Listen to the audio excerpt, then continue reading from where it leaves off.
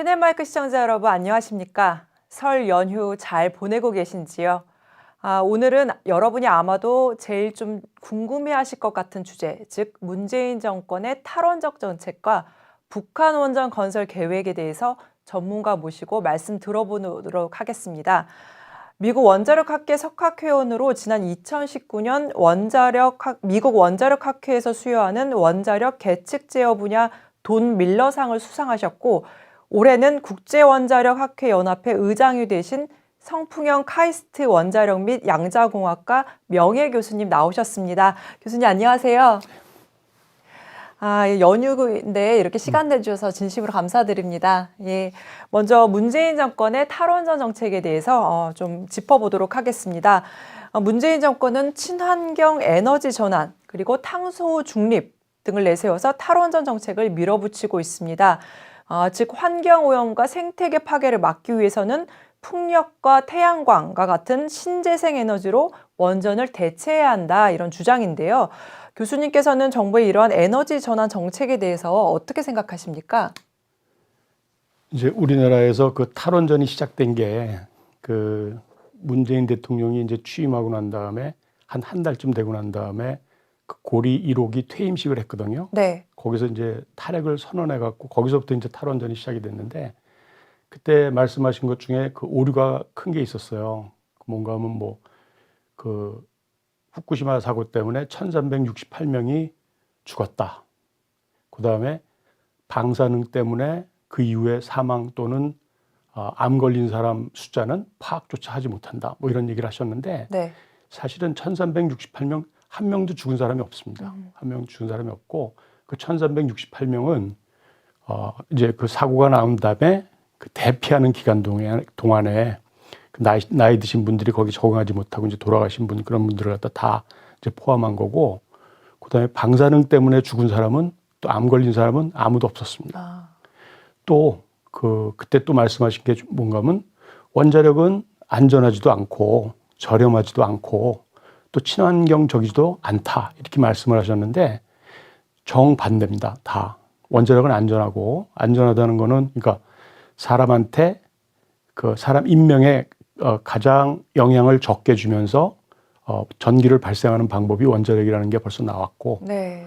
그다음에 경제적인 거는 뭐 자타가 다 공인하는 거고, 가장 싸게 전기를 만드는 건 공인하는 거고, 그다음에 친환경적이 아니다. 그런데 원자력에서는 그 이산화탄소가 나오지가 않아요. 전혀.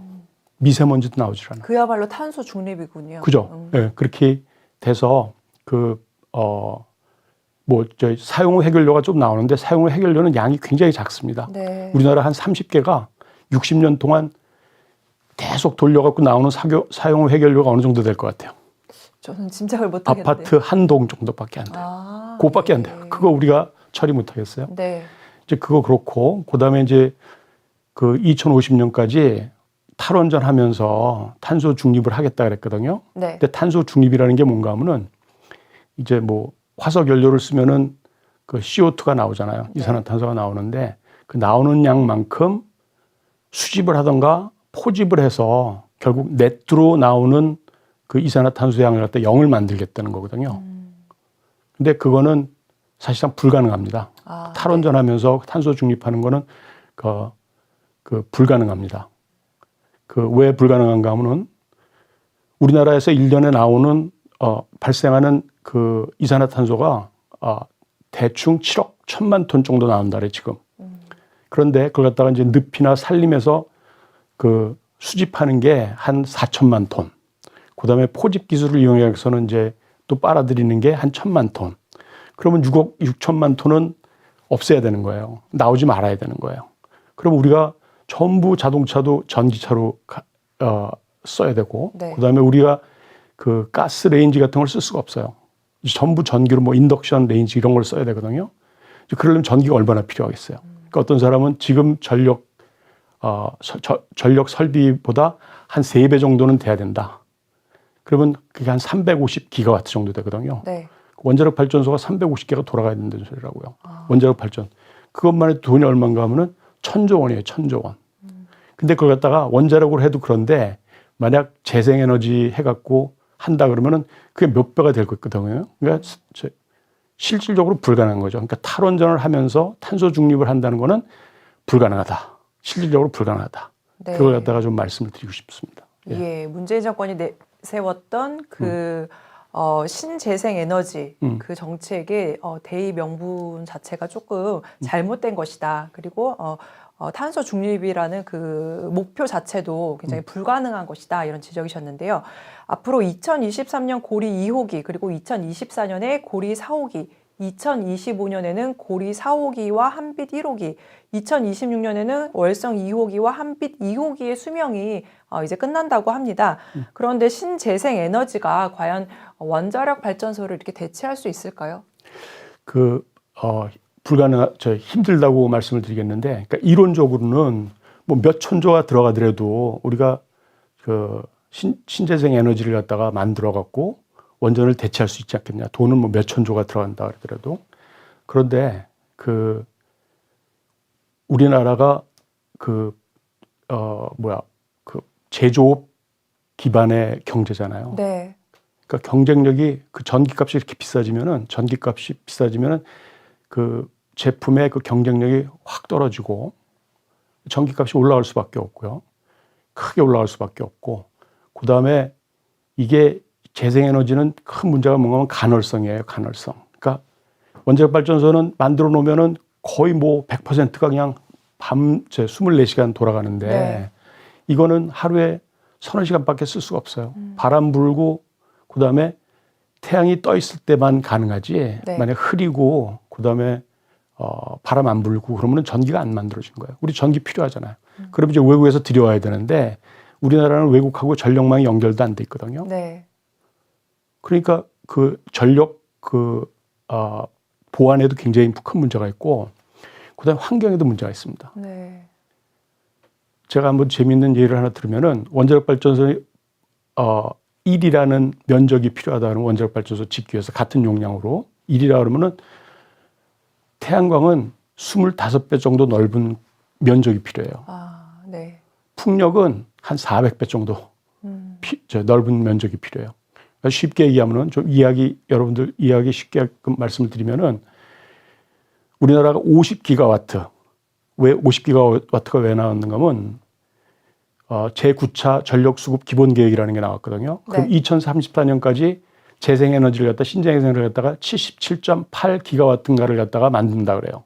작년에 20.1기가와트였어요. 그럼 57 이상 만들어야 되나? 50이라고 치고 50기가와트의 전기를 갖다가 전력 설비를 갖다가 만들려면은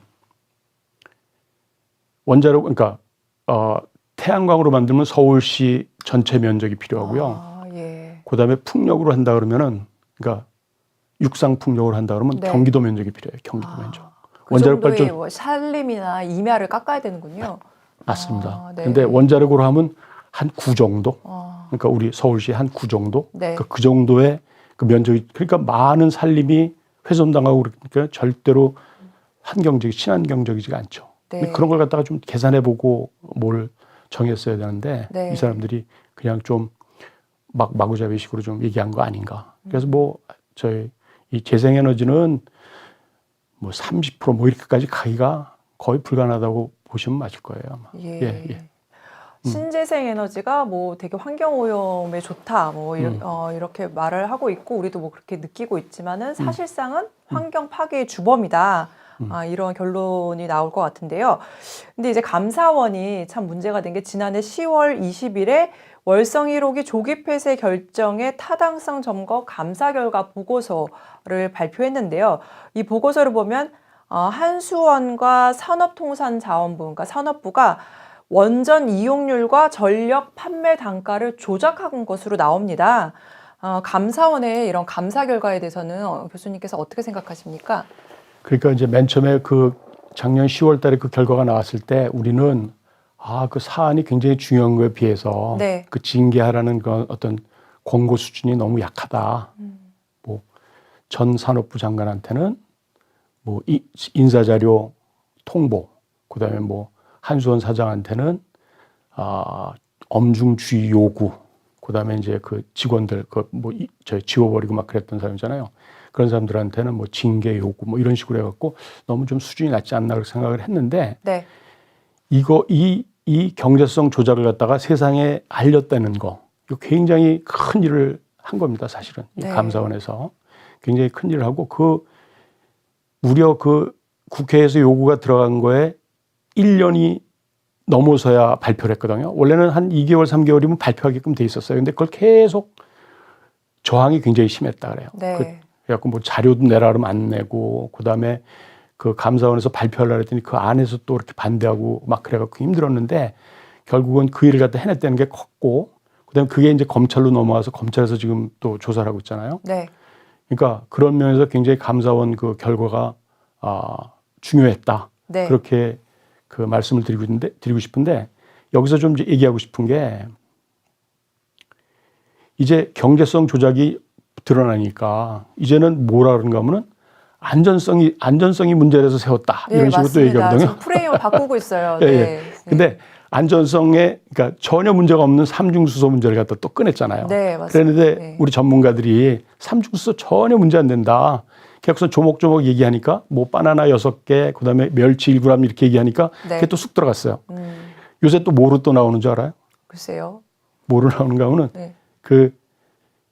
이거는 대통령의 공약 사업이기 때문에 검찰 수사 대상이 될 수가 없다. 이렇게 얘기하는 거예요. 그러면 대통령의 공약 사항이면은 법을 어겨도 되는 겁니까? 그건 안 돼요. 신성 불가침입니까? 그건 아니잖아요. 그죠? 네. 그러니까 이 사람들이 그런 식으로 해서 계속 지금 그 수사가 더 이상 진행되지 않게끔 네. 지금 막고 있는 거예요. 근데 다 잘못된 거죠, 사실은. 네. 예, 그런 문제가 있습니다. 하여간 감사는 중요한 역할을 했다고 봅니다. 예. 네. 지금 7천억 원을 들여서 새 원전처럼 이렇게 보수한 월성 1호기는 결국 이제 35년밖에 쓰지 못하고 조기 폐쇄됐습니다.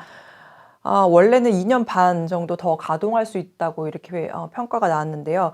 근데 미국은 현재 가동 중인 원전 94기 가운데 82기가 40년에서 60년으로 수명을 연장했다고 합니다.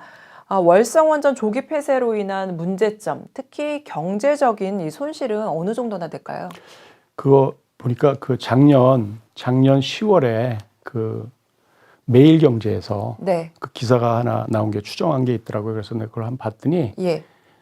그러니까 언제 1kWh를 갖다가 발전을 하면은 111원의 이익을 볼 수 있대요. 그러니까 111원. 그러니까 한수원은 60원을 벌고, 한전은 50원을 벌고, 그다음에 경주시가 1원을 받나 봐요. 그래서 네. 111원을 받는데 이걸 갖다가 그냥 잘 돌고 있는 걸 갖다 세워갖고 결국 859일이라는 그런 기간 동안 못 돌리거든요. 네. 근데 그 가동률을 갖다 0.85라고 치면은 그 돈만, 그 직접적인 그 손해본 돈만 1조 1,700억 원 정도 된다 그래요. 1조 1,700억. 근데 네. 거기에 이거 하기 전에 한 7천억 원 들여서 또 고쳤잖아요. 네. 그 간접적으로 들어간 돈이 또 한 7천억 원 가까이 되고, 그다음에 다른 것도 뭐 이것저것 합치면 한 2조 원 정도 손해를 봤다고 그렇게 네. 기사가 나왔더라고요. 근데 맞는 것 같아요. 직접적인 손해만 2조 원 정도다. 엄청난 이제 국익의 손실이 왔는데요. 참 이제 뭐 그로 인한 뭐 산업계나 뭐 학계에 계속 이렇게 영향도 미치겠지만 일단 직접적으로는 2조 원 정도 월성원전 1호기 폐쇄로 이렇게 국익에 손해가 그러니까 왔습니다. 직접적으로 네. 1조 1,700억, 그다음에 간접적으로 나머지 금액, 그래서 합쳐서 한 2조 원 정도 손해를 네. 본 것 같다. 이 국익 손실에 대해서는 누군가가 이제 책임을 져야 될 것 같은데요. 근데 월성원전 이제 1호기 경제성 부당평가 의혹을 수사 중인 검찰이 지난 4일에 백운규 전 산업부 장관에 대해서 구속영장을 신청했습니다. 뭐 후에 이제 좀 기각이 되긴 했지만 알려진 바에 따르면 산업부는 청와대와 긴밀히 조율을 하면서 이사회의 월성원전 조기 폐쇄 방침을 사전에 이미 정해놓은 것으로 알려졌습니다. 또한 산업부는 감사원의 감사가 있던 전날 일요일에 몰래 사무실에 들어가서 증거 파일을 무려 530개나 삭제했는데요. 그야말로 이것은 증거 공문서를 인멸한 행위입니다.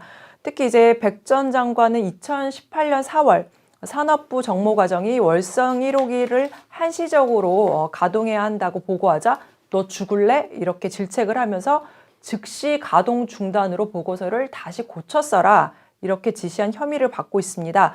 교수님께서는 산업부의 이런 행태에 대해서 어떻게 보십니까? 아주 잘못한 거죠. 특히 이렇게 문서를 갖다가 삭제했다는 거는 정말 잘못했다고 생각하고요. 또 어떻게 보면 또 약간 측은한 생각도 듭니다. 네. 왜냐하면 뭐 위에서 그 어떻게 시키는데 그걸 또 안 하고 또 버티기가 또 쉽지 않았을 거 아니에요. 네.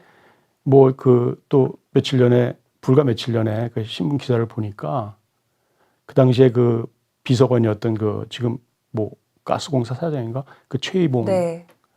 그 비서관이 그 에너지 정책실장한테 산업부한테 전화를 해갖고 연락을 해갖고 수치를 갖다 좀 바꿔라 뭐 이런 식으로 얘기를 했다는 그런 기사가 나왔고, 그다음에 그 밑에 그 비서관 밑에 또 행정관들이 있는데 네. 행정관들은 또 그 뭐 국장, 지금 얘기했던 국장, 무슨 과장, 서기관 이런 사람들한테 또 연락을 해갖고 또 시키고, 그러니까 뭐 어쩔 수 없지 않았나 이제 그런 생각이 좀 들어요. 네. 예.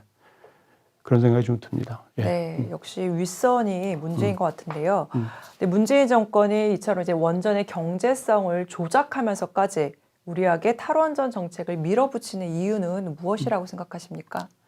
제가 생각하기에는 그 문재인 대통령이 원자력에 대해서 굉장히 그 잘못된 정보를 가지고 계신 것 같아요. 어떤 선입견이 좀 굉장히 안 좋은 것 같아요. 그러니까 뭐 아까 얘기했지만 뭐 원자력 발전소는 발전은 안전하지도 않고 저렴하지도 않고 그러니까 친환경적이지도 않다. 이런 잘못된 정보를 가지고 있으면서 그걸 갖다 이제 선거 공약으로 내세웠고, 네. 그다음에 이제 대통령이 되고 난 다음에 그걸 갖다가 이제 밀어붙이는데 조금 무리하게 밀어붙이는 것 같아요. 왜냐하면은 이제 그런 걸 갖다 다른 나라, 탈원전하는 독일이니 뭐 그런 나라들은 그걸 갖다 전문가하고 국민들한테 굉장히 물어봅니다. 그래갖고 국민투표를 갖다 여러 번 해갖고서는 그걸 네. 10년, 20년 걸쳐갖고서는 그걸 갖다 국민들한테 물어봐서 국민들이 이제 그렇게 하겠다고 이제 하는 걸 갖다 이제 파악을 하면은 그 다음에 이제 법을 바꿔갖고 입법을 해서 이제 그 법에 맞춰갖고서는 지금 시행을 하는데 네. 이분은 그런 과정도 안 거쳤잖아요. 그냥 순전히 자기가 그냥 이렇게 하자. 그렇게 해갖고 그냥 밀어붙이는 거예요. 그래갖고 네. 법도 안 지켜요. 그 원자력진흥법에 보면은 네. 그 원자력에 관해서 중요한 걸 갖다 결정하기 위해서 원자력위원회라는 걸 갖다 둔다고 그렇게 돼 있거든요. 예. 원자력위원이었어요. 원자력진흥위원이었어요. 네. 2016년부터 2019년까지. 그런데 한 번도 안 모였어요. 그러니까 진흥법이라는 게 필요가 없지, 사실은. 진흥위원회라는 것도. 그래서 저는 한 달 내놓고 그냥 사표를 냈는데, 네. 하여간 그런 일이, 그러니까 우선 국민들이나 전문가들의 의견을 갖다 수렴하는 작업이 꼭 필요하고, 그 다음에 그게 결정이 되면은, 그 다음에는 법을 바꿔서 이렇게 일을 추진해야 되는데, 하여간 잘못된 정보를 갖고 잘못된 인상을 갖고 그런 공약을 만들고, 그 다음에 그 공약을 갖다가 또 지키기 위해서 무리하게 지금 저거 하는 게 그 가장 큰 이유인 것 같고, 그 다음에 이제 그런 걸 함으로써 탈원전을 하면은 이제 그 신재생도 해야 되죠, 가스도 해야 되죠. 그러면 이제 거기서 이익 같은 거 이제 챙기는 사람들이 생겨요. 그러니까 그런 걸 갖다가 누구를 좀 도와주려고, 뭐 환경단체 사람들 갖다 도와주려고 그러는 것도 있고, 네. 그 다음에 북한에도 득이 되게끔 할 수 있고, 그 다음에 중국에 또 특히 득이 되게끔 하고, 그 다음에 또 그 전 정권의 업적을 갖다가 지우려고 그러잖아요. 네. 그 이명박 대통령 때 우리 그 원전 수출한 거 아니에요. 그분이 아주 큰 역할을 했거든요. 그러니까 그 굉장히 그 칭찬받을 일인데, 네. 그걸 없애려고 그러는 것도 있고, 그 다음에 또 한 가지 내가 얘기했던 거는 그 우리나라가 발전을 안 하고 원자력 발전을 안 하면은 플루토늄을 만들 수 있는 기회가 안 생기는 거거든요, 전혀. 네. 그러니까 그런 것도 이유가 될 수 있다. 저는 그렇게 생각을 합니다. 네. 여러 가지 이제 꼼수가 있겠지만은 제가 교수님 말씀 좀 들어보니까 문재인 정권의 이제 탈원전 정책을 밀어붙이는 그것은 약간 미신적이다 이런 느낌이 들고요. 참 그걸 정책을 이렇게 밀어붙이는 것을 보면 정말 고집과 아집으로 점철돼 있다 이런 생각이 듭니다. 정부의 탈원전 정책으로 인해서 그동안 이제 학계와 산업계에 많은 피해가 이미 갔습니다. 앞으로 어떤 피해가 더 올지, 그리고 지금까지 산업계와 학계에 어떤 영향을 미쳤는지 좀 궁금한데요. 이것도 제가 얼핏 말씀을 드린 적이 있는데 뭐 한전이 그러니까 한전이 2016년 그러니까 탈원전 있기 전에 1년 영업이익이 2016년에 12조 원이 넘었었거든요. 근데 그 다음 해 이제 탈원전이 시작하면서 그게 4조 원으로 줄어요. 그 다음에는 적자가 돼요. 네. 그 다음에 이제 2019년인데 2019년이 그때는 적자가 이제 사상 두 번째로 커져요. 그러니까 그렇게 안 좋아졌고 한수원도 비슷하게 됐고 그게 왜 그런가 하면 원자력 발전을 갖다가 막 중요하지도 않은 일 갖고선 자꾸만 세우니까 이제 그걸 가스로 다 막아야 되잖아요. 그죠? 네. 신재에너지 금방 지을 수는 없고 그러니까 가스 발전소를 갖다 지으니까 그 가스 발전소가 거의 100% 가까이가 그냥 국산이 아니에요. 외국산이에요. 그걸 사들여야 되죠. 그다음에 또 가스 사와야 되죠. 그러니까 적자가 그렇게 계속 커진 거라고요.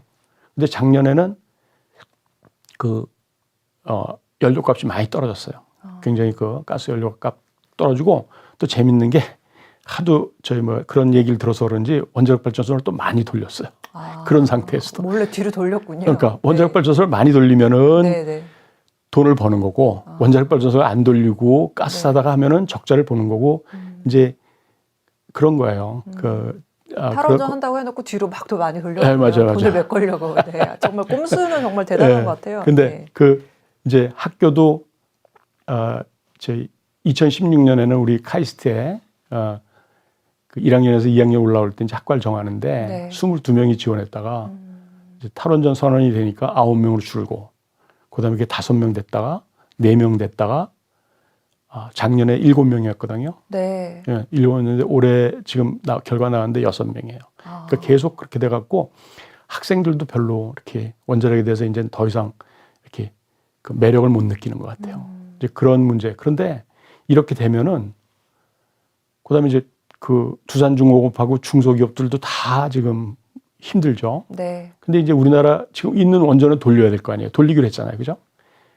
그럼 나중에 문제가 생기면은 이제 부품 같은 것도 구하기 힘들고. 근데 사람도 없어요. 또 유능한 사람도 없어요.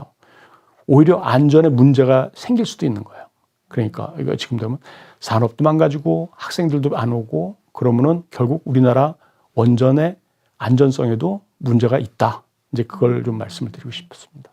네, 결국 이제 원자력 산업계가 또 학계가 서서히 고사해가는 그런 지경에 이르렀는데 참 뭐 가정에도 많은 영향을 미칠 것 같아요. 탈원전 하면. 제가 이제 어제 인덕션을 좀 사용하는데 갑자기 두꺼비 내려가면서 정전이 되더라고요. 그래서 이게 탈원전 해가지고 전기가 부족해가지고 이런 건가 하면서 전기 많이 써요. 인덕션. 아니 여름도 아닌데 갑자기 정전이 되는 이런 거는 참 처음이래가지고 이게 북한을 따라가나 뭐 이런 생각을 혼자 해봤는데 정말 학계 산업계뿐만 아니라 가정도 뭐 전기료도 많이 내야 되고 이런 영향이 이제 직접적으로 미치지 않을까 이런 생각을 합니다. 그런데 이제 제가 한국의 원자력 이 기술이 세계 최고 수준이다 이런 얘기는 참 많이 들었는데 실제로 한국의 원자력 기술이 어느 정도 좀 수준인가요?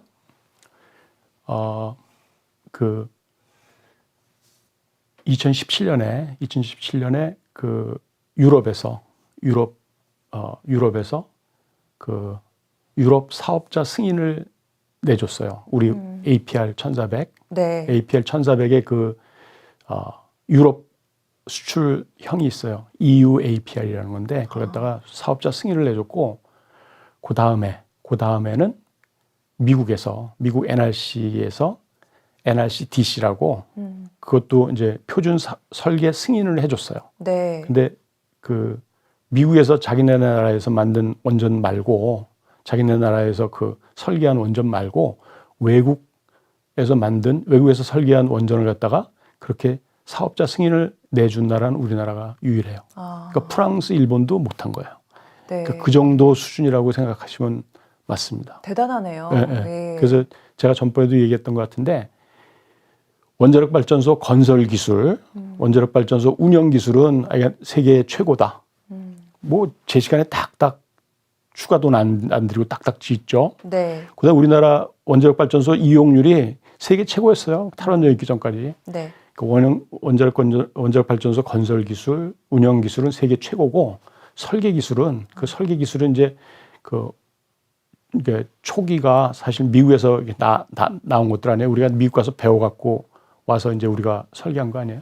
그래서 설계 기술은 세계 최고 수준이다. 이제 그 정도로 이야기할 수 있어요. 그러니까 그 정도로 우리나라가 굉장히 대단하다 하는 걸 갖다가 좀 말씀을 드리고 싶어요. 네, 너무 안타깝네요. 이렇게 대한민국이 보유한 몇 가지 안 되는 세계 최고 수준의 기술인데 고사되고 있고 지금 뭐 정책 때문에 한 정권의 정책 때문에 거의 이제 뭐 사장되고 있는 이런 현실이 너무 안타깝습니다. 근데 앞서 이제 말씀하셨던 것처럼 이제 뭐 문재인 정권이 뭐 후쿠시마 뭐 원전 사고 뭐 이런 거 들면서 원전은 안전하지 않다 뭐 이런 얘기도 했고 또 경주 지진도 있어서 그때 사실상 좀 원전이 위험한 거 아니냐 이런 주민들의 우려도 있었던 것도 사실인데요. 근데 원전이 정말 좀 어느 정도로 안전합니까? 그러니까 이제 원자력의 안전이라 그러면은 이제 우라늄 같은 거는 사실은 그 원자력 발전소에 들어가서 핵분열이 일어나기 전까지는 굉장히 그 방사능이 없어요. 우리가 들고도 다녀도 돼요. 장갑 끼고 들고 다녀도 상관없어요. 네. 근데 그게 이제 원자력 발전소에 들어가면은 그게 이제 핵분열이 일어나면서 그게 이제 굉장히 방사능이 높은 게 되는 거거든요. 네. 그런데 방사능이 높은 물질을 갖다가 원자력 안전이라는 거는 사람이나 환경하고 분리를 시키는 게 원자력 안전이에요.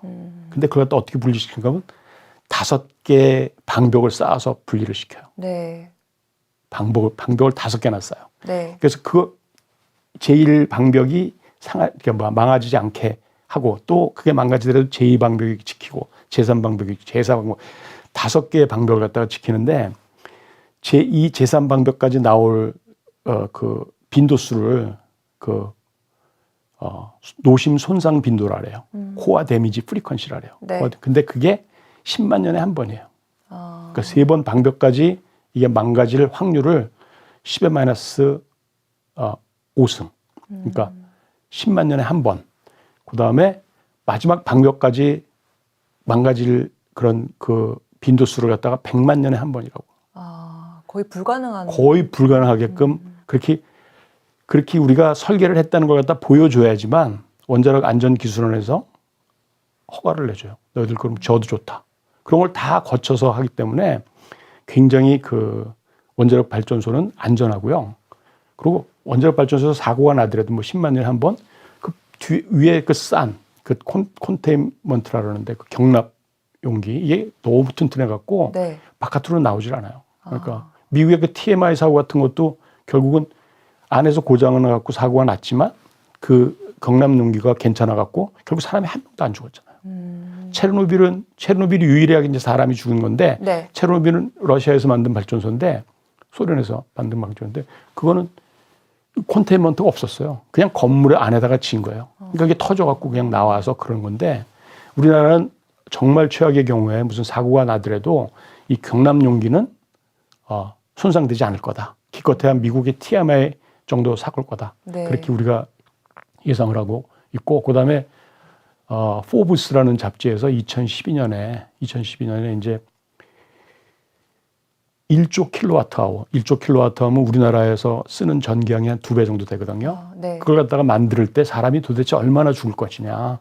그걸 추정해갖고서는 발표한 논문이 있었거든요. 네. 거기 보면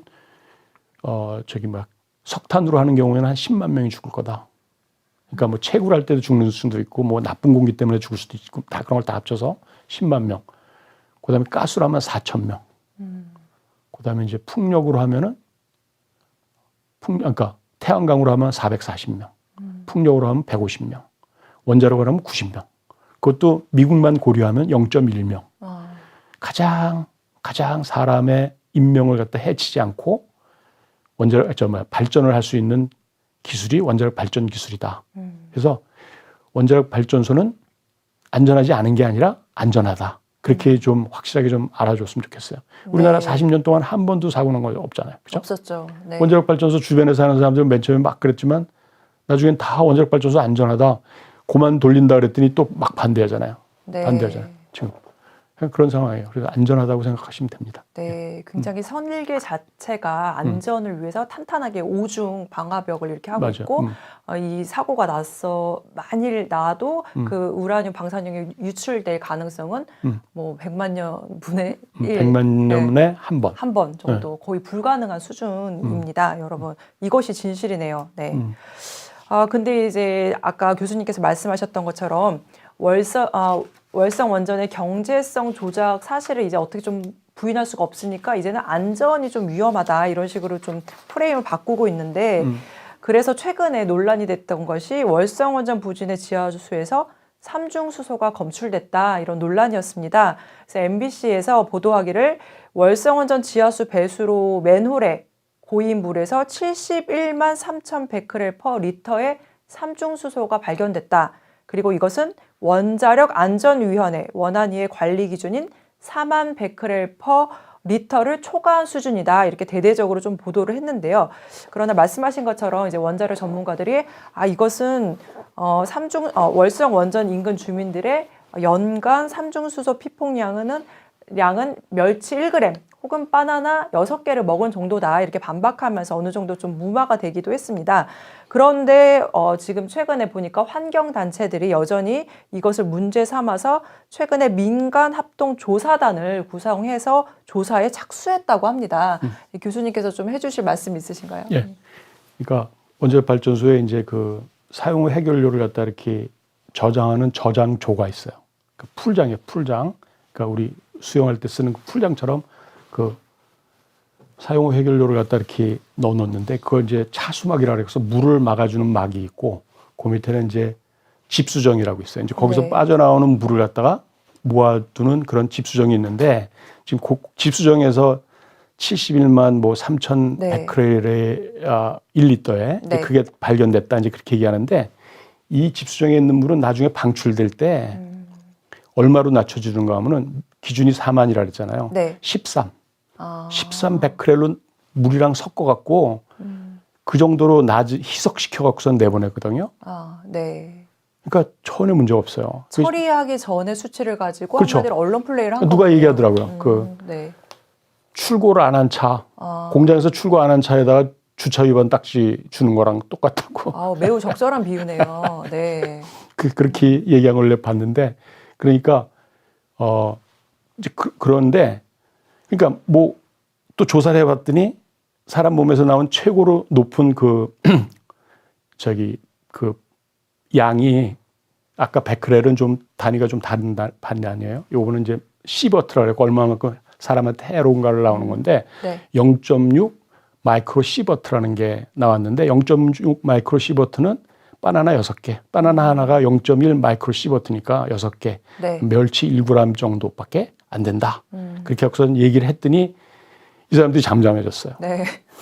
잠잠해졌는데 그래도 또 뭐 지금 민간 조사단을 갖다 만든다 그러는데 만들어봤자 저거는 네. 밝혀지는 거고 이제 이 사람들이 이제 이게 안 통하니까 아까 얘기한 대로 이제 이게 이낙연 그 여당 대표가 한 얘기야. 이거 대통령 공약 사업인데 이게 어떻게 검찰 수사 대상이 될 수 있느냐 이렇게 얘기하는데 또 프레임을 전환하는군요. 그렇죠. 네. 또 이렇게 갖고 계속 지금 누군가를 보호하기 위해서 굉장히 애를 쓰고 있다. 억지를 써서라도 애를 쓰고 있다. 지금 아마 검찰이 수사하는 것도 아마 방해가 많을 겁니다. 방해가 많을 겁니다. 내 생각이 그런 것 같아요. 네.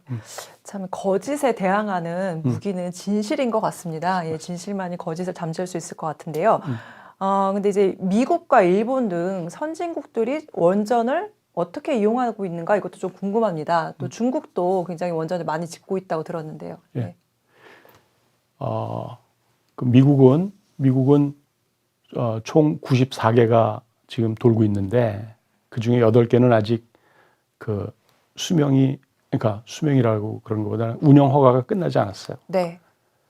근데 그러니까 86개가 남아 있는데 네. 86개가 이제 운영 허가가 이제 끝나거나 아니면 끝날 건데 그 중에 82개가 40년에서 60년까지 이 운영 허가 연장을 받았어요. 네. 그다음에 또 그 82개 중에 4개는 80년까지도 또 연장을 받았어요. 아, 원전의 연장이 굉장히 오래되네요. 굉장히 튼튼하게 진 거니까. 네. 굉장히 튼튼하게 진 거니까 그렇게 쓸 수 있는데 우리나라는 뭐 한 30년, 40년 돼갖고 그냥 당연히 세워버리겠다는 거 아니에요, 지금. 네. 이제 그렇고 그다음에 지금 2개는 짓고 있고 아마 올해 아마 그 가동이 시작될 것 같고 그다음에 18개를 갖다 지금 지으려고 계획하고 있고. 그죠? 일본은 54개가 후쿠시마 원전 사고 전에 돌고 있었는데 후쿠시마 원전 사고 있고 난 다음에 다 정지시켰거든요. 그랬다가 네.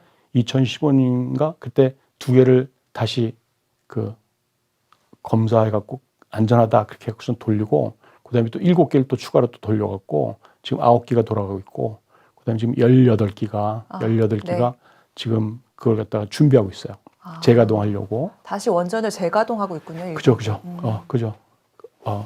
그다음에 이제 또 중요한 거는 2018년인가 그때 5차 에너지 기본 계획이라는 걸 갖다가 발표를 했는데 자기네들이 2030년까지 네. 자기네들 나라에서 만드는 전기의 20 내지 22%를 원자력 발전소에서 내겠다. 네. 원자력 발전소에서 그 20 내지 22%의 전기를 내려 그러면은 원자력 발전소가 40몇 개가 돌아가야 되거든요. 네. 그 사람들은 그렇게 원자력 사고를 갖다 크게 당하고도 원자력 안전성을 갖다 인정을 하는 거예요. 그래갖고선 다시 이제 돌리기 시작하는 거고. 네. 중국은 지금 48기가 돌고 있고 15기를 짓고 있고 네. 그다음에 41기를 지을 계획이고. 엄청나네요. 그렇죠. 네. 그다음에 세계 최고 수준 아니에요? 네. 그러니까 원전 굴기예요. 원전 굴기.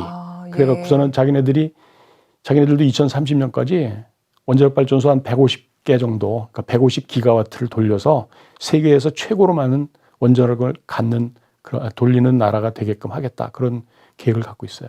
네. 좀 그러니까 반대쪽 나라 하나 얘기하면은 독일은 17기가 돌고 있었는데, 네.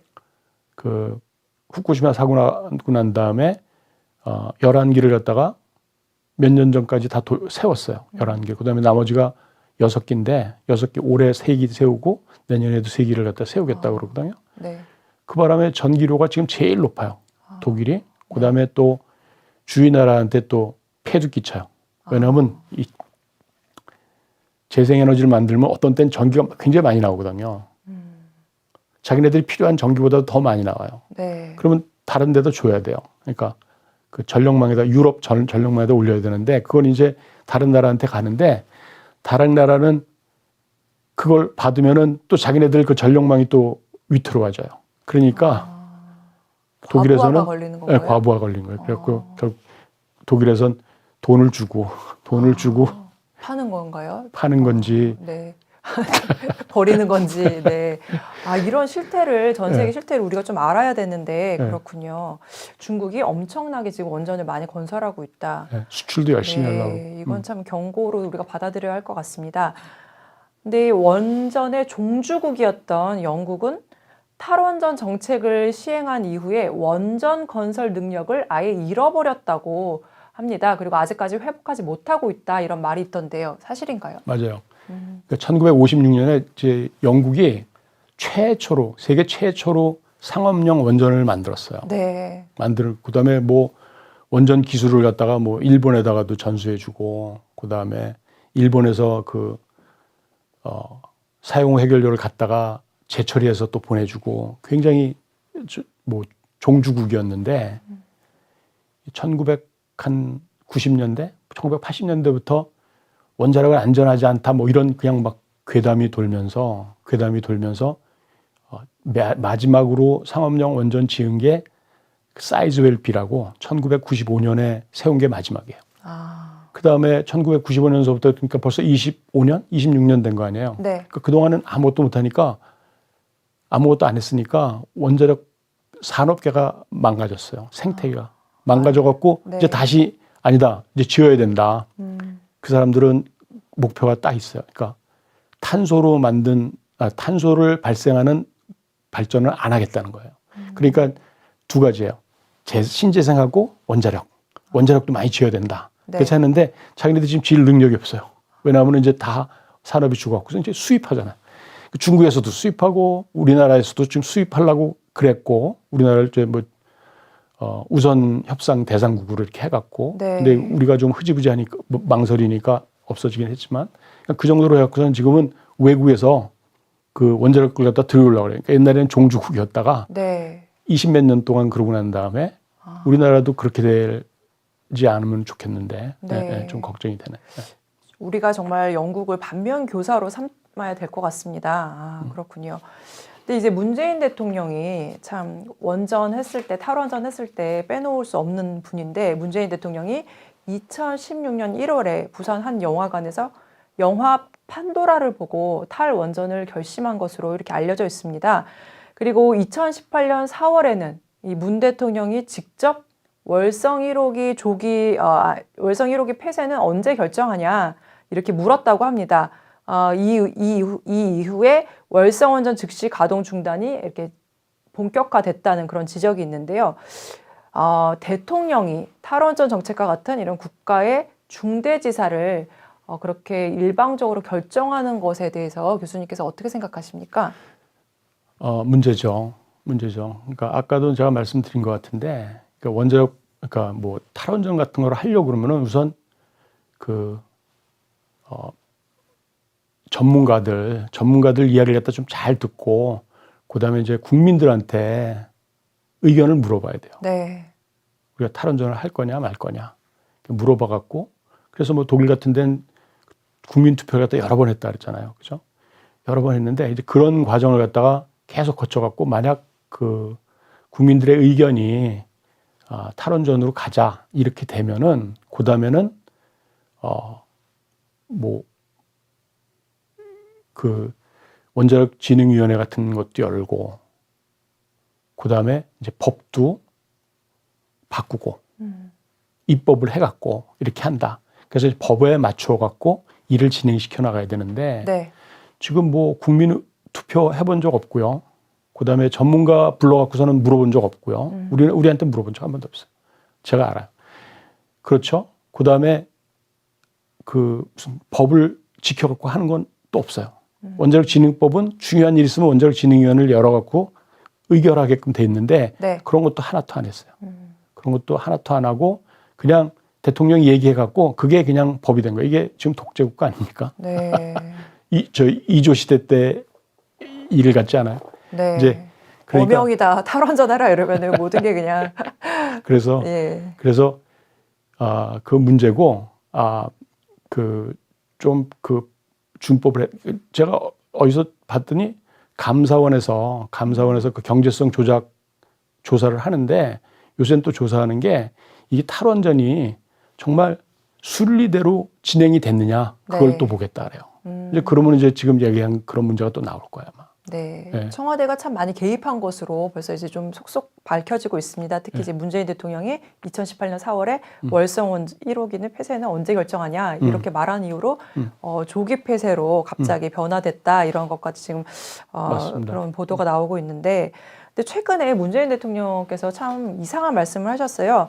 전남 신안군 임자대교에서 열린 세계 최대 해상 풍력단지 투자 협약식에 참가해서 여기서 생산되는 8.2 기가와트의 전기는 한국형 신형 원전 6기 발전량에 해당된다 이렇게 말씀을 하셔서 좀 논란이 있었는데요.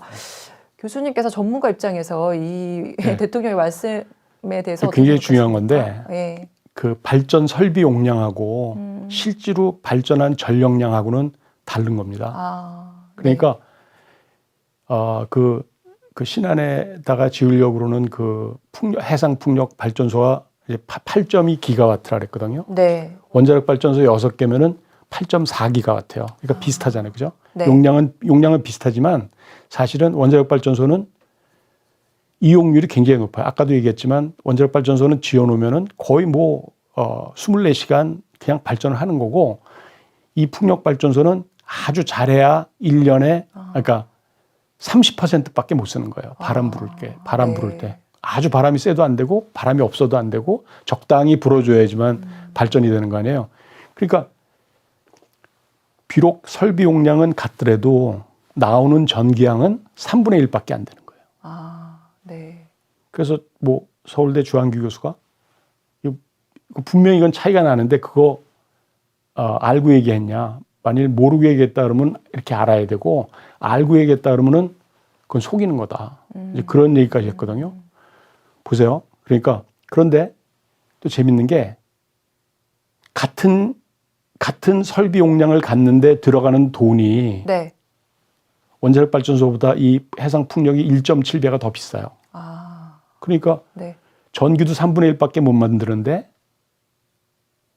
들어가는 그 건설비는 1.7배니까 5배 아니야, 5배. 5배 비싼 전기를 만드는 거 아니야. 거기서 만드는 전기하고 원자력 발전소에서 만드는 전기하고 5배 차이가 나는데 그다음에 수명은 원자력 발전소가 60년이에요. 지금은 처음 원자력 발전소 그 운영허가 60년이에요. 네. 얘네들은 20년이에요, 20년. 아, 그러니까 원칙적으로 얘기하면 이거 하나 지어갖고선 60년 돌리는 동안 이거는 3번 지어야 된다는 소리예요. 네. 그럼 전기값이 몇 배겠어요? 아까 5배 곱하기 3배 하면 15배 비싼 전기를 만드는 거라. 그렇군요. 네. 정말 이런 중요한 사실을 말 안 하고. 이거 국민들이 좀 아셔야 돼요. 예. 국민들이 좀 아셔야 될 것 같아요. 예, 진짜 이거는 뭐랄까 가짜 뉴스를 생산하셨네요. 네. 설비 용량과 실 용량은 굉장히 다르다. 그러니까 8.2기가와트라는 거는 뭐 1년 365일 이론상으로 바람이 잘 불어줬을 때 그때 최대의 생산할 수 있는 전력량을 말하는 거군요. 그죠? 네. 근데 그걸 갖다 저 30%를 잡습니다. 30%. 아, 네, 그렇군요. 눈을 정말 번쩍 뜨고 있어야지 않으면 코를 베갈 그런 세상입니다. 지금 좀 화제를 바꿔서요. 북한 원전 건설 계획에 대해서 한번 짚어보도록 하겠습니다. 최근 참 국민들에게 충격을 줬던 것이 문재인 정권이 이렇게 국내에서는 탈원전 정책을 밀어붙이면서 뒤로는 몰래 북한의 원전 건설을 계획했다. 이런 것이 밝혀졌는데요. 교수님께서는 이런 정부의 어떤 표리부동한 행태에 대해서 좀 어떻게 생각하십니까? 그러니까 자기들도 원전이 좋다는 건 알아서 북한에 좀 지어주고 싶었던 것이잖아요. 그러니까. 예. 그러니까 우리나라에서는 원자력 발전소 지으면 안 된다. 절대로 지으면 안 된다. 막 이러면서 북한에 가서는 지어준다. 모순이죠. 네. 그죠? 자가당착적인 네. 거죠. 그다음에 아이러니한 거고. 예. 그렇게밖에 얘기할 수가 없겠어요. 네. 네. 말씀 많이 아끼셨는데, 네. 제가 좀 제일 궁금한 것은 이제 북한이 만약에 원전을 우리가 지어줄 경우 그 원전에서 사용 후 핵 연료를 추출해서 핵 개발에 좀 이렇게 이용할 가능성이 있지 않은가 뭐 이런 거거든요. 어떻게 보십니까? 네,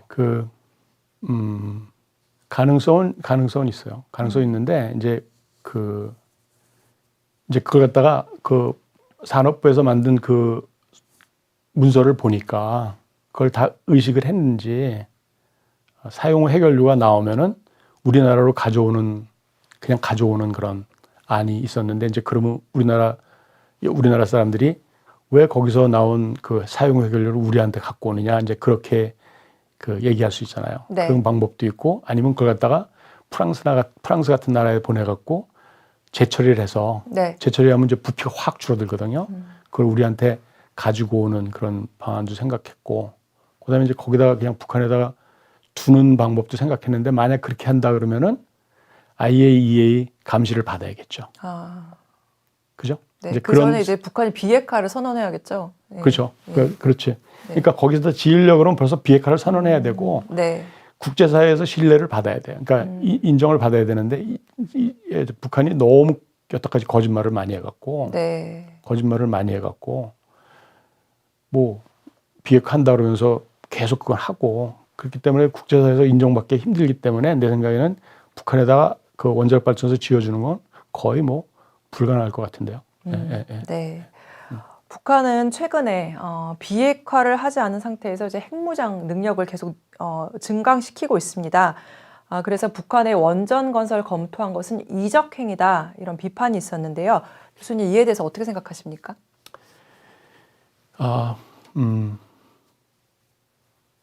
하여간 북한에다가 원자력 발전소를 지어주는 거는 아까 힘들다고 그랬지만 만약 지어준다 그러면 그게 그 비핵화에 도움이 될 것 같지는 않아요. 그죠? 도와주는 거는 확률은 굉장히 작지만 있을 수가 있고 왜냐하면 거기서 이제 뭐 플루토늄을 갖다가 뺐을 예. 수가 있고 이제 그러니까 이제 그래서 그런데 내가 보기에는 북한에다가 원전 지어주는 가능성도 굉장히 낮고 그다음에 그 지어주더라도 사용 후 해결료를 다시 갖고 오든지 그래야지 아니면 딴 데 저든지 북한에다가 남겨주진 않을 테니까 그 너무 걱정하지 않아도 되지 않을까 하는 그런 생각이 좀 드는데요. 네. 그리고 네. 한 가지 내가 말씀 안 드린 거는 사용 후 해결료에서 몇 년을 갖다가 쓰고 난 다음에 사용 후 해결료가 나오면은 그거를 갖다가 제철이라면은 그 플루토늄이 아주 고급의 플루토늄은 아니에요. 아, 고급의 플루토늄은 아니에요. 그러니까 네. 핵무기에 쓰려고 그러는 플루토늄은 따로 만드는 게 제일 아, 양질을 갖다가 네. 저거 할 수 있어요. 그러니까 플루토늄 분을 만든 어떤 사람은 표현을 어떻게 하는가 하면 우리가 성냥 같은 거 킬 때 네. 어떤 건 촥 켜지잖아요. 네. 그건 이제 양질의 이제 성냥이고 네. 켰는데 그냥 피식하고 이제 끝나고 이제 그건 이제 좀 저질의 성냥인데 네. 사용 해결료를 갖다가 그러니까 몇 년 그러니까 한 1.5년을 갖다 3번 돌려갖고선 나온 그런 그 사용 해결료일 경우에는 거기서 플루토늄을 추출해도 그렇게 양질의 플루토늄을 꺼내기 힘들다. 네. 그래도 하여간 플루토늄은 플루토늄이에요. 그죠? 네. 근데 이제 원자력 발전소에서 쓰는 그런 플루토늄은 좀 특별히 가장 그 양질이 되려면 한 어느 정도 핵분열을 시키는 게 좋을 건가 그 계산해 갖고 아, 네.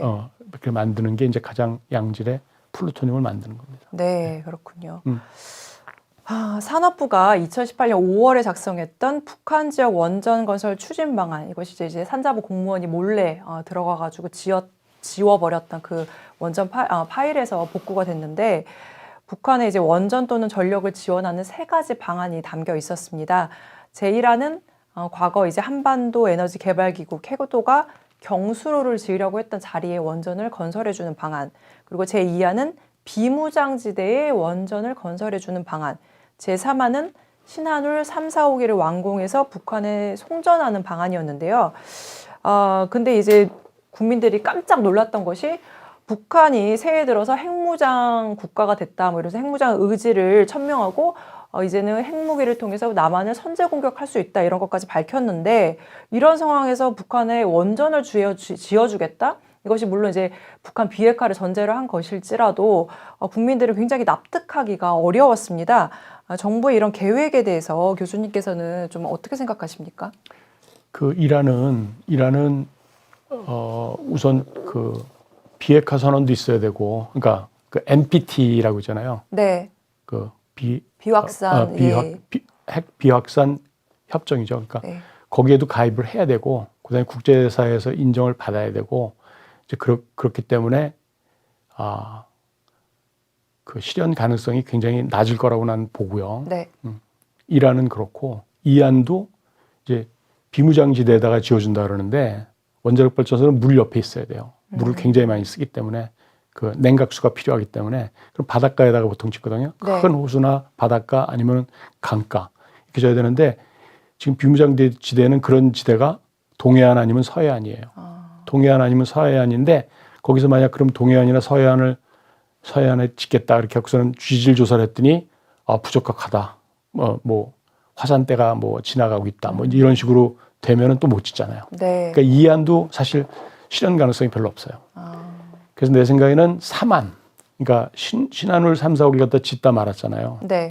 이걸 마저 지어갖고 지으면은 이제 벌써 부지조사 같은 거 다 했고, 그 다음에 이제 그 돈도 이제 몇천억 들어갔고, 그러니까 그것도 아낄 수가 있고, 지금 뭐 거기에 들어가는 무슨 그 중기, 그러니까 무슨 스팀 제네레이터, 그러니까 증기 발생기나 원자로 이런 것들은 지금 다 만들고 있는 상태거든요. 그러니까 네. 그런 걸 다 이용하고 그래갖고 만들어서 결국 전기를 갖다가 우리가 쓰느냐 아니면 북한에다가 수출하느냐 그거거든요. 그러니까 우리 그렇게 하면은 신한울 3, 4, 5기를 지으면은 산업계에도 좀 숨통이 트이고, 그다음에 이제 그렇게 되면은 또 원자력 쪽으로 학생들도 좀 오고, 네. 이제 그런 면에서 좋을 거고, 그다음 우리가 그냥 전기를 그냥 주는 게 아니라 수출하는 거니까, 네. 뭐 몇 년 거치 몇 년 상원식으로 이렇게 전기값을 받고 하면은 되니까 나는 3안은 괜찮은 방안이라고 지금 생각을 하고 있습니다. 네. 예. 네. 근데 이제 북한이 먼저 핵을 포기해야 되고, 음. 예, 그런 어떤 좀 NPT에 복귀를 해야겠죠. 네. 예, 예. 특히 이제 산업부가 제1안에서 문재인 정권의 탈원전 정책에 의해서 건설이 중단된 이제 신한울 3, 4호기에 대해서 이거를 활용할 가능성이 있다, 뭐 이렇게 밝혔는데요. 이것도 좀 저희가 보기에 아니 대한민국에서는 탈원전 해가지고 이 신한울 3, 4호용 이제 또 건설 중단해놓고서 이걸 또 뭐 활용해가지고 북한에 뭐 준다니 뒤로 참 너무 꼼수다, 뭐 이런 생각이 들거든요. 네, 교수님 어떻게 보십니까? 근데 이게 발전 사업 허가를, 그러니까 신한울 3, 4호기가 완전히 취소된 게 아니에요, 지금. 정지된 상태예요. 네. 그래서 만약 다시 짓겠다 그러면 다시 시작할 수도 있는 거기 때문에 지금 이 상태에서는 그 신한울 3, 4호기에 들어갈 그 주기기를 갖다가 북한에다 보낼 수가 없죠, 그죠? 네, 그러니까 근데 이제 지금 그래서 이제 한수원이 그 산업부에다가 네. 그 발전 사업 그 허가를 연장해 달라고 지금 신청해 놓은 상태예요. 근데 들리는 얘기하면은 사람들이 추측하는 얘기는 아마 허가해 주지 않을까. 그래갖고선 자기네들도 이거 신한울 3, 4호기 진짜 완전히 취소해 버리면 너무 부담이 크거든요. 네. 너무 부담이 크거든요. 뭐 엄청난 그 배상을 해야 되고 한수원도 그렇고 산업부도 그러니까 다음 정권한테 그 선택을 갖다가 네. 넘기겠다. 그럴 것 같다. 그런 얘기가 나오기 때문에 그렇군요. 네, 그렇게 되면은 뭐 네. 신한울 3, 4호기 그 주기기를 보낼 수는 없죠. 이제 그렇군요. 그런 상태입니다. 네. 북한이 핵무기 보유국인데 상업용 원전은 하나도 없다. 뭐 물론 전에 좀 말씀을 해주셨지만 네. 왜 이런가요? 네. 그러니까 네. 핵무기는 핵 분열을 갖다 순간적으로 일으켜갖고 거기서 막 에너지가 크게 나와갖고 그걸로 뭐 부수고 사람들 다치게 하고 그러니까 죽게 하고 막 그러는 거 아니에요, 그죠? 네. 근데 이 상업용 원자로는 이 에너지를 천천히 오랫동안 조절을 하면서 어떤 땐 에너지가 좀 많이 나오게끔 하고 어떤 땐 적게 나오게 하고 끄기도 하고 켜기도 하고 뭐 이런 식으로 그 원자로라 그러거든요. 그 리액터라 그러는데 리액터가 들어가는 건데 그렇게 하는 게 훨씬 어려워요. 순간적으로 터뜨리는 거는 어렵지 않아요. 근데 네. 그렇게 원자로 그러니까 조절을 하는 게 어렵기 때문에 돈도 많이 들어가고 기술도 많이 필요해요. 네. 그러니까 북한이 지금 핵무기는 갖고 있다 그러는데 상업용 원자로가 없는 거는 돈도 없고 기술도 부족하고 그래서 그런 겁니다. 네, 핵무기 만드냐고 원전을 만들 돈도 없고 기술도 없는 거군요. 근데 제가 요즘 최근에 이제 알게 된 것이 이 한국형 원전 APR 1400이 굉장히 우리나라가 개발한 굉장히 그 어떤 원자로라고 하더라고요. 그래서 자랑스러운 원자로라고 하던데 산업부가 북한에 이 제공할 계획을 세웠던 신한울 3, 4호기 원전 모델인 APR 1400이 핵잠수함, 그러니까 SLBM의 소형 원자로로 전용될 수 있다, 이런 지적도 나왔어요. 그러니까 즉 우리가 원전을 건설해주면 그 원자로를 가지고 SLBM의 그 어떤 원자로로 활용할 수 있다, 전용할 수 있다, 이런 지적인데요. 교수님 어떻게 생각하시나요? 가능은 하지만 굉장히 힘든 얘기거든요. 그러니까 우리나라에 가능성은 어느 정도 될까요? 가능성 굉장히 낮아요. 네. 그러니까 우리나라가 지금 24개가 돌고 있는데 네. 그 중에 22개가 그 2세대 발전소예요. 2세대 발전소. 그리고 이제 2개 신고리 3, 4호기가 3세대 발전소예요. 이게 APR 1400이에요. APR 1400을 갖다 우리나라가 처음 만든 게 이제 신고리 3, 4호기인데 신고리 3, 4호기는 1년 반 동안 한 주기 동안 아무런 사고가 안 난 아주 훌륭한 그런 원자력 발전소인데 이거는 좀 용량이 커요. 그러니까 2세대 발전소는 한 1000메가와트, 그러니까 1기가면은 아까 얘기한 1기가면 이건 1.4기가예요. 그러니까 좀 크고 네. 그다음에 또 우리가 개발하는 게 뭔가 하면은 APR 1400을 좀 더 발전시킨 APR 플러스라는 게 있고 네. 그다음에 소형 원전이 있어요. 네. 뭐라고, 그러니까 스마트라는 게 이름이 스마트예요. 네. 그래서 이제 스마트에서 그러니까 소형 원전에 들어가는 원자로를 갖다 개조해서 잠수함에다가 넣는 거는 그래도 조금 더 요용해야 할 텐데 대형 원자로를 갖다 개조해서 거기다 넣는 거는 굉장히 어렵다. 그렇지만 아까 얘기한 것처럼 원자로는 그 조절하는 거 아니에요, 그죠? 네. 어떤 땐 에너지가 많이 나오게 하고 어떤 땐 적게 나오게끔 이렇게 하는 거니까 결국 원자력 발전소에 원자력 핵잠수함에 들어가는 것도 그렇게 조절을 하는 거니까 네. 이제 그런 의미에서는 조금 전용될 가능성이 있지만 굉장히 확률은 적을 거다. 그렇게 네. 생각합니다. 예. 네. 한 전문가는 일전에 우리나라는 6개월 만에 핵무기를 개발할 수 있다 이렇게 밝혔습니다. 우리나라도 핵무기 그럼 자체 개발은 가능한가요? 이 핵무기 만드는 거는 전에도 얼핏 얘기했던 것 같은데 핵무기 만드는 거는 제일 중요한 거는 거기에 들어가는 핵물질을 구할 수 있느냐 없느냐거든요. 핵물질. 네. 그러니까 핵무기에 들어가는 물질은 딱 두 가지예요. 하나는 고농축 우라늄, 하나는 플루토늄. 그런데 땅에서 캐는 우라늄은 아주 저농축이거든요. 그래서 원자력 발전소에도 쓰기 힘들어요. 그러니까 그걸 갖다 약간 한 5% 정도 이렇게 농축을 시켜갖고 원자력 발전소에 쓰고, 그 다음에 이제 막 95% 정도로 농축을 시켜서 그걸로 이제 핵무기를 쓰고, 이제 그 고농축 우라늄 아니면 플루토늄, 사용 후 해결료 같은 데서 플루토늄을 갖다 추출해 갖고서 쓰고. 근데 그런 물질만 있으면은 그걸 갖다가 이용해서 핵무기 만드는 거는 그렇게 크게 어렵지 않아요. 갑자기 합쳐주기만 하면 되는 거니까. 네. 갑자기 합쳐주기만 하니까. 그러니까 그 어려우니까. 근데 그 우리나라 그러니까 사회에서 허락을 받든 뭐 하든 하여간 우리나라가 핵무기를 갖다 개발하겠다. 그러면 우리 이제 사용 후 해결료가 많이 있잖아요. 그동안 쌓였던 거. 네. 이제 그거 재처리해서 거기서 플루토늄을 꺼내고 그다음에 그걸 갖다 이용하면은 시간이 얼마만큼 많은 사람들 갖다 투입하느냐에 따라서 기간은 조절이 될 수 있겠죠. 그러니까 네. 그렇게 크게 걸리진 않을 거다. 그렇게 네. 생각하는 거예요. 예.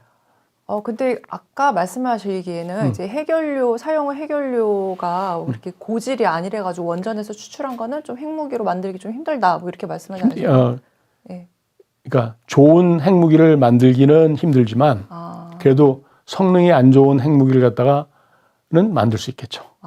네. 그것도 핵무기니까. 그럼요. 예. 그러니까 결국 네. 북한이 원전을 지어주면 뭐 핵무기를 만들 수 있다는 결론이 나온 것 같습니다. 네.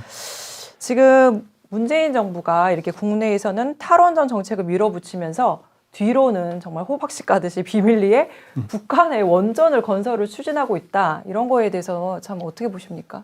저는 아마 모르겠어요. 근데 북한이 우리나라한테 전기 사정이 안 좋으니까 좀 지어달라 이렇게 부탁했을 수도 있고, 네. 그다음에 이제 우리나라는 가장 그래도 저렴하게 전기를 만들 수 있는 방법이 원자력 발전이니까 그래서 원자력 발전소를 갖다 지으려고 그렇게 생각했던 것 같고, 어떤 핵무기로 전용할 그런 플루토늄을 갖다가 만들 기회를 주기 위해서 그렇게 가능성은 있지만 그럴 확률은 좀 적지 않을까 이제 그런 생각이 듭니다. 네, 교수님 좀 좋게 보시네요. 그래도. 네. 산업부는 지금 이제 변명하기를 북한 비핵화를 전제로 아이디어 차원에서 북한 원전 건설을 검토한 것이다. 이렇게 변명하고 있습니다. 근데 만약에 실제로 북한의 원전을 우리가 지어주기 위해서는 어떤 선행 조건이 필요할까요? 좀 전에도 말씀드린 것 같은데 우선 북한이 핵무장을 갖다가 안 한다는 어떤 그런 게 이제 국제사회에서 받아들여져야 될 것 같고요.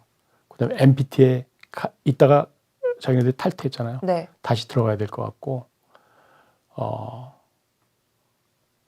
그런 일들이 일어나야지만 그 다음에 이제 지어줄 수 있지 않은가. 왜냐하면은 원자력 발전소에 들어가는 해결료도요, 연료도 네. 그냥 땅에서 캔 우라늄을 그대로 넣을 수 있는 건 아니거든요. 너무 저농축이기 때문에. 네. 그래서 그걸 갖다가 한 3 내지 5% 정도는 농축을 시켜야지만 들어가는데 그 농축 시설 우리나라 없어요. 그죠? 북한 당연히 없고. 네. 그러니까 미국이나 뭐 이런 데서 이제 해결료를 들여와야 될 텐데 해결료를 들어와야 될 텐데 미국이 만약 북한에서 쓴다 그러면 저희 주겠어요? 그죠? 네. 그다음에 사용 해결료도 만약 전용될 가능성이 있는데 그냥 거기다 내버려 두겠어요. 그러니까 하여간 북한이 투명하게 국제사회에서 이제 받아들여져야지만 이런 게 가능하다 그렇게 생각이 됩니다. 네. 중요한 지적이셨는데요. 네. 좀 이제 사적인 것 좀 질문하려고 합니다. 이제 교수님께서 올해 1월 1일부터 국제원자력학회 연합회 의장이 되셨는데 국제원자력학회 연합회 어떤 단체입니까? 그러니까 전 세계적으로 원자력 발전소를 갖다 운영하는 나라가 31개인가 그래요. 31개인가 32개인가.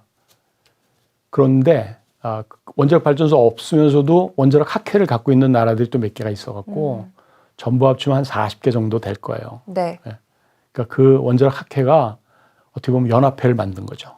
연합회를 만들어서 전 세계를 갖다가 다섯 구역으로 나눠갖고 북아메리카 한 구역, 남아메리카 한 구역, 아시아 퍼시픽 한 구역, 그 다음에 유럽 한 구역 이런 식으로 갖고 만들고 그 다음에 나머지 하나는 나머지 지역 뭐 이런 식으로 해서 나눠갖고 투표권을 갖다가 한 지역에 6개씩 줘갖고 총 30개의 투표권이잖아요. 그렇게 갖고 모여서 이제 뭐 중요한 거 의결하고 그런데 이제 중요한 거라는 게 이제 우리 원자력이 기후 변화에도 굉장히 필요한 거다. 뭐 그런 것도 이제 공표하고 그다음에 앞으로 원자력 발전소가 우리 전기 만드는 것뿐만 아니라 뭐 냉난방 그다음에 뭐 여러 가지 목적으로 뭐 추진하는 거 이런 거에 쓸 수 있다.